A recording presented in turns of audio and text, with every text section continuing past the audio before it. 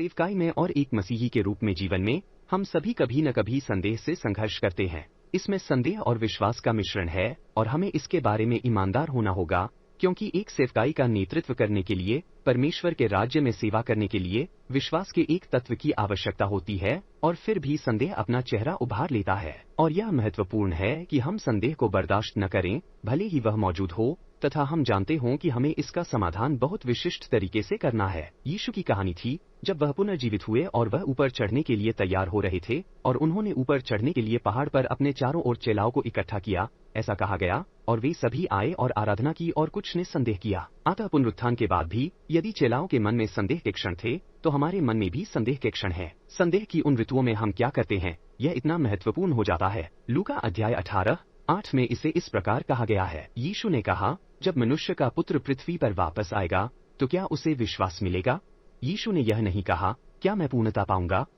क्या मुझे सब कुछ पूरा होता हुआ मिलेगा? उन्होंने कहा, नहीं, जब मैं वापस आऊंगा तो क्या मैं पाऊंगा कि तुम अब भी मुझ पर भरोसा कर रहे हो? क्या आप मुझ पर यह विश्वास और भरोसा रखेंगे? और विशेष रूप से सेवाकाई में अगुवा के रूप में हमें यह समझना होगा कि विश्वास एक लड़ाई है जो हम लड़ते हैं। 1 तीमुथियुस 6:12 इसे इस तरह कहता है, विश्वास की अच्छी लड़ाई लड़ो।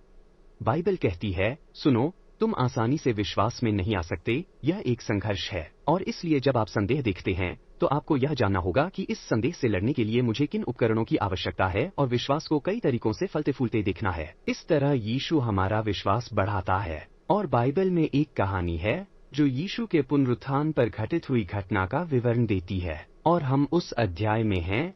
यह यूहन्ना 20 है।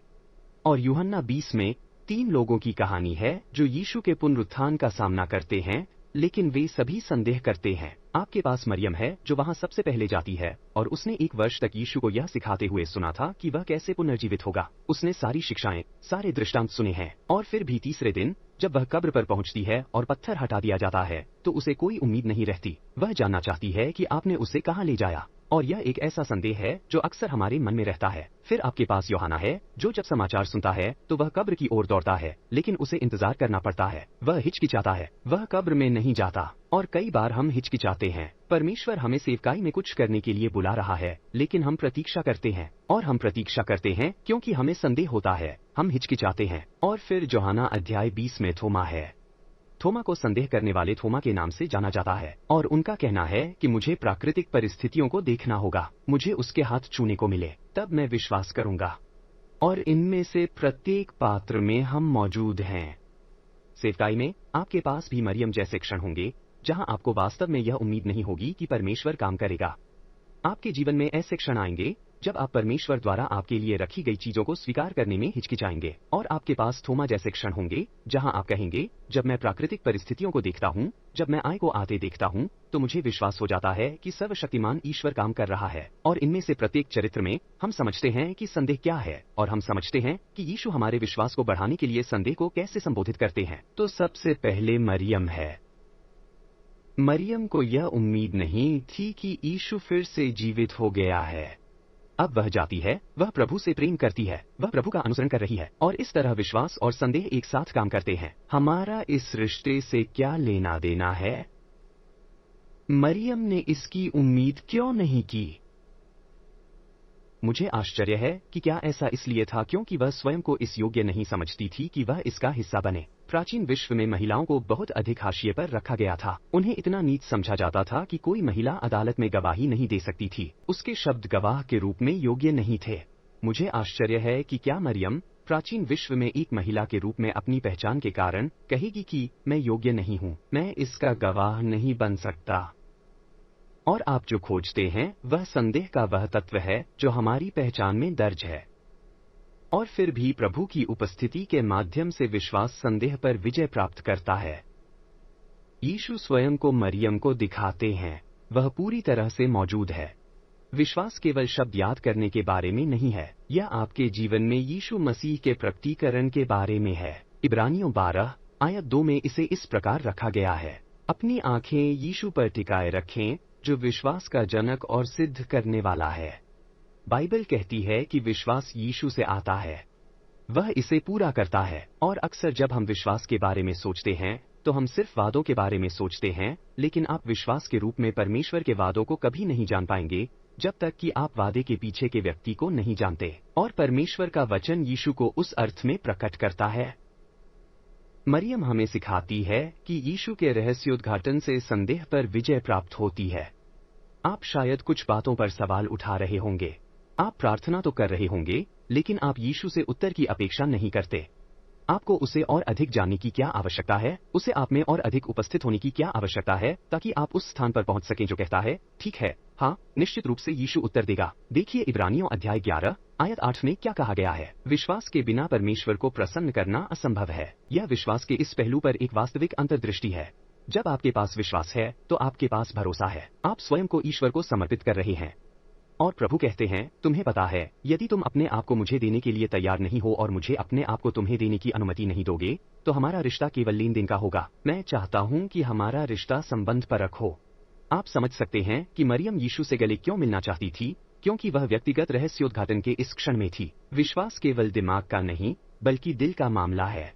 और जब आपका हृदय यीशु से जुड़ जाता है, तब आप वह कह सकते हैं जो दाऊद ने भजन संहिता 5:3 में कहा, जब वह कहता है, हे प्रभु, भोर को मैं अपना निवेदन तेरे सम्मुख रखता हूँ और आशा से तेरी बाट जोहता हूँ। क्योंकि आप यीशु को जानते हैं, अब आप उम्मीद करते हैं। यदि आप संदेह कर रहे हैं और मरियम को पसंद करते हैं, तो यह अपेक्षा की कमी है। इसका उत्तर है यीशु को और अधिक निकटता से जानने के लिए समय व्यतीत करना। वादे के पीछे छिपे व्यक्ति को जानें। और जैसे जैसे आप वादे के पीछे के व्यक्ति को जानेंगे, विश्वास बढ़ेगा और संदेह खत्म हो जाएगा। लेकिन फिर आप दूसरे व्यक्ति के पास जाते हैं, यवाना। कहानी में यवाना की और उसकी कहानी मरियम की कहानी से बहुत अलग है। यवाना और पतरस को खबर मिलती है और वे आगे दौड़ते हैं। किसी दिन मैं यवाना से पूछना चाहूंगा कि यह इतना महत्वपूर्ण क्यों था कि इस अंश में उसने कहा कि वह पतरस से भी तेज दौड़ सकता था। मैं तो बस यह जानने को उत्सुक हूँ कि यह क्यों महत्वपूर्ण है। लेकिन यवाना पहले वहां पहुंच जाता है, लेकिन वह अंदर नहीं जाता। वह एक तरह से झांकता है, लेकिन फिर हिचकिचाता है। मरियम की तरह वह भी यीशु से जुड़ा हुआ है। वह वही है जिसे यीशु ने प्रेम किया था। वहाँ एक रिश्ता है, लेकिन वह हिचकिचाता है। वह इंतजार करता है। मुझे आश्चर्य है क्योंकि मुझे आश्चर्य है कि क्या यहवाना निराश होने से इतना डरती है। उसका हृदय यीशु से जुड़ा हुआ है। वह यीशु से प्रेम करता है। वह जानता है कि यीशु उसे प्रेम करता है। और मुझे आश्चर्य है कि क्या यह झिझक इसलिए है क्योंकि मैं निराश नहीं होना चाहता। और जब तक पतरस आकर कब्र में पहले प्रवेश नहीं कर लेता, तब तक यूहन्ना कब्र में प्रवेश नहीं कर सकता। और इस कहानी में जो कुछ है वह हमारी एक तस्वीर है, और कभी कभी जहां हम हिचकिचाते हैं वहां संदेह होता है। परमेश्वर आपको विश्वास का एक कदम उठाने के लिए बुला रहा है। वह आपको सेवकाई में जोखिम उठाने के लिए बुला रहा है। और आप हिचकिचाते हैं क्योंकि आप निराश नहीं होना चाहते। आप निराश नहीं होना चाहते। या तो आप ईश्वर के बारे में बुरा प्रचार नहीं करना चाहते, या फिर आप निराश नहीं होना चाहते।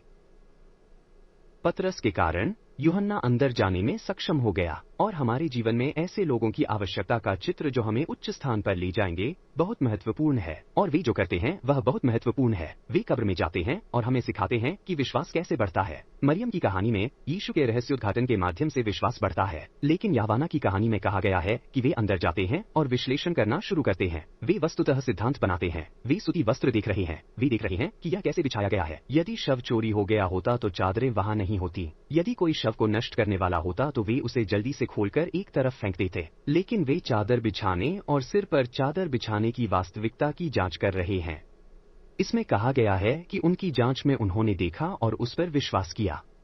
और हम जांच करके, इस बात पर गौर करके, बाइबल पढ़कर, यह समझकर कि यह क्या कहती है और कैसे कहती है, संदेह पर विजय पा लेते हैं। देखिए नीति वचन 22 आयत 18 में यह कैसे कहा गया है। परमेश्वर के वचन को अपने हृदय में रखना और अपने होठों पर उसे हमेशा तैयार रखना अच्छा है, ताकि आप प्रभु पर भरोसा रख सकें। विश्वास की लड़ाई रहस्योद्घाटन के माध्यम से की जाती है। आप में से बहुत से लोग हिचकिचा रहे हैं।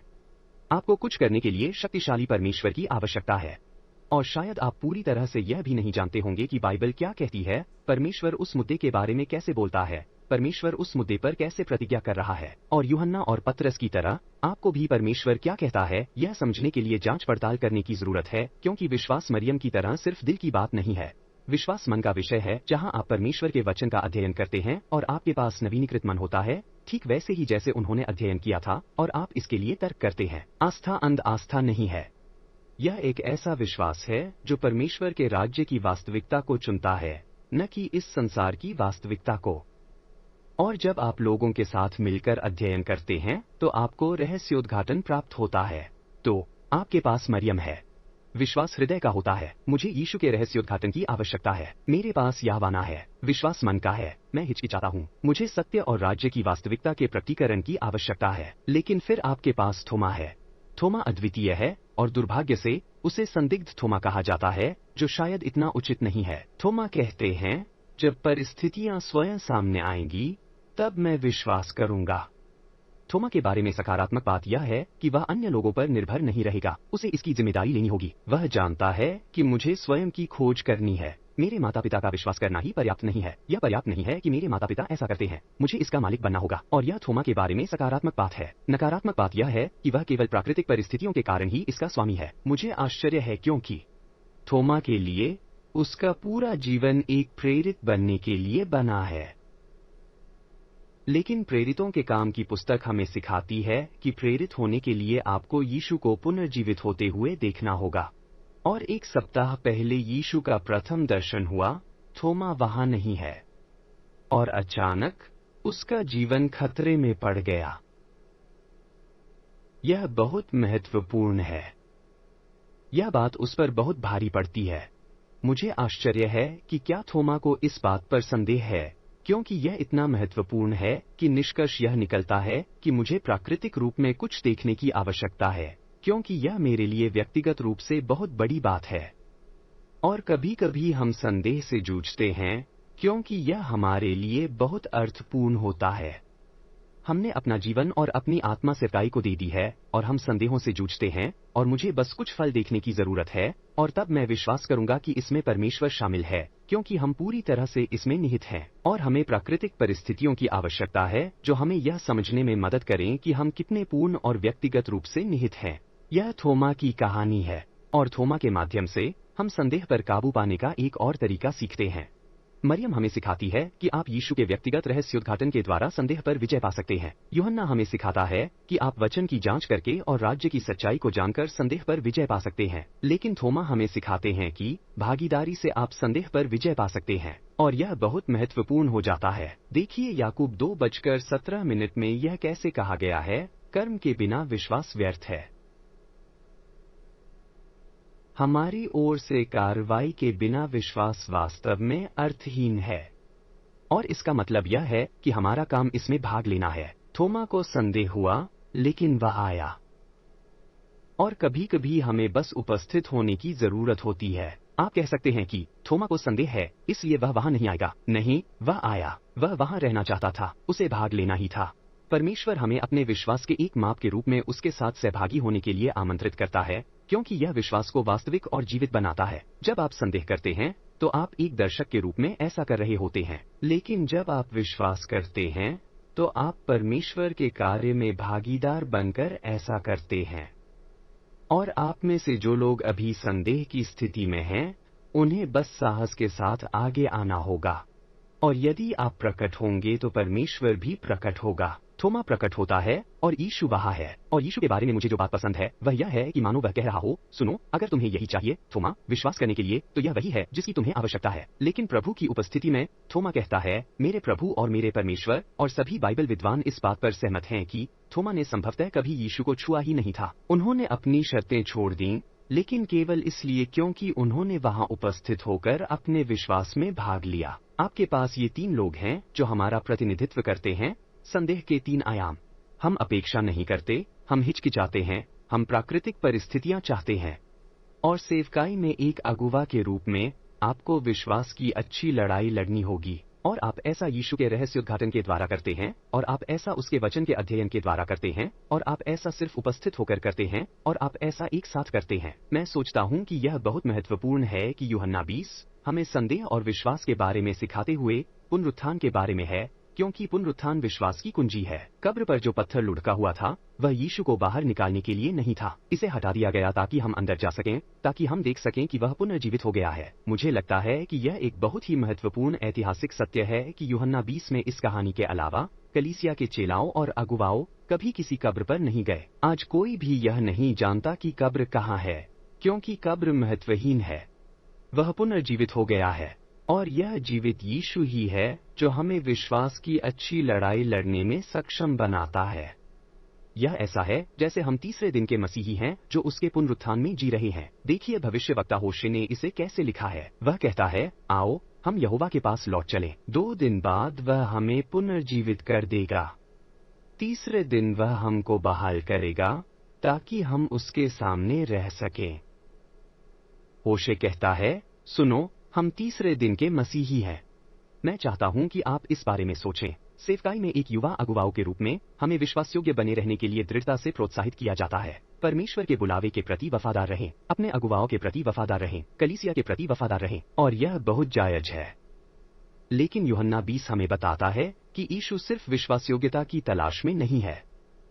वह चाहता है कि हम विश्वासयोग्य से विश्वासपूर्ण बने, जहां यह सिर्फ हमारे बलिदान और हमारी वफादारी के बारे में नहीं है, बल्कि यह उसकी योग्यता और उसकी शक्ति तथा उसके कार्यों में विश्वास के बारे में है। विश्वासयोग्य से विश्वासपूर्ण बनने के लिए, बेशक सामान्य और वफादार बने रहने के लिए, लेकिन फिर भी विश्वास के आयाम में जीने और नेतृत्व करने के लिए आपको एक लड़ाई लड़नी होगी। आप संदेह को बर्दाश्त नहीं कर सकते। मरियम, यूहन्ना, थोमा, ये सभी यीशु के साथ रिश्ते में थे, लेकिन उन्हें लड़ाई लड़नी पड़ी। उन्हें सिर्फ वफादार होने से लेकर विश्वास से परिपूर्ण होने तक का सफर तय करना था। और लड़ाई लड़ना आपके दिल से जुड़ा है। मरियम को यीशु का रहस्योद्घाटन प्राप्त हुआ। यह आपके मन के बारे में है। यूहन्ना को सत्य का रहस्योद्घाटन प्राप्त हुआ और उसने उसका अध्ययन किया, और यह आपकी इच्छा शक्ति पर निर्भर है। थोमा दिखा रहा है। आप कहां संदेह से जूझ रहे हैं? शिष्य यूहन्ना जान लें कि यीशु आपको विश्वास के स्थान पर लाना चाहता है। वह आपके विश्वास को बढ़ाना चाहता है। यदि आप मरियम हैं, तो आपकी प्रार्थना है, यीशु मुझे अपने आप को दिखाओ। यदि आप यूहन्ना हैं और आप हिचकिचा रहे हैं, तो शब्द का अध्ययन करें। राज्य की वास्तविकता और वह क्या कहता है, यह जानें। यदि आप थोमा हैं और इसमें इतना व्यक्तिगत महत्व है कि आपको प्राकृतिक परिस्थितियों का सामना करना पड़ेगा, तो बस आ जाइए। वह आपसे जो भी करने के लिए कह रहा है, उसके लिए साहस मांगिए और जान लीजिए कि वह उस समय आपसे अवश्य मिलेगा। विश्वास एक संघर्ष है, लेकिन प्रभु हमारे साथ हैं और हम संदेह पर विजय पाते हैं तथा इस विश्वास में बढ़ते हैं, और परमेश्वर हमारे माध्यम से महिमापूर्ण ढंग से कार्य करता है। विश्वास की अच्छी लड़ाई लड़ो और देखो कि प्रभु तुम्हारे विश्वास को कैसे ऊंचा उठाता है।